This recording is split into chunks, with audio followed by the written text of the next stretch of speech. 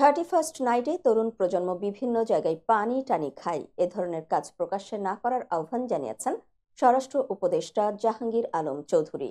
রোববার দুপুরে সচিবালয়ে বড়দিন ও 31st নাইট উপলক্ষে আইন শৃঙ্খলা পরিস্থিতি সংক্রান্ত এক বৈঠক শেষে এ আহ্বান জানান তিনি। স্বরাষ্ট্র উপদেষ্টা বলেন, 31st নাইটে আমাদের তরুণ প্রজন্ম বিভিন্ন জায়গায় বিভিন্ন ধরনের পানি টানি খায়। এ ধরনের কাজ কনফাইন্ড, ঘরের মধ্যে বসে খেতে হবে, রাস্তাঘাটে যাতে কোনো ধরনের অসুবিধা না হয়। তিনি বলেন, অনেক সময় 31st নাইটে আমাদের তরুণদের মধ্যে বিশৃঙ্খলা দেখা দেয়। এটা যদি আপনারা আগে থেকে বোঝান যে এটা করা ঠিক নয়, এ বিষয়ে আপনারা তাদেরকে নিষেধ করতে পারেন, তাহলে তারা সাবধান হবে। জাহাঙ্গীর আলম চৌধুরী বলেন, 31st নাইটে সব বার বন্ধ রাখা হবে, রাস্তাঘাটে কেউ যেন বিশৃঙ্খলা না করে। তিনি বলেন, যেহেতু আমাদের ধর্মীয় অনুষ্ঠানে আতশবাজি ও ফানুস কোনোটাই অ্যালাউড না, সেহেতু আমরা 31st নাইটে আতশবাজি ও ফানুস ওড়ানোর বিষয়ে নিষেধ করেছি। কেউ যেন ফানুস না ওড়ায়।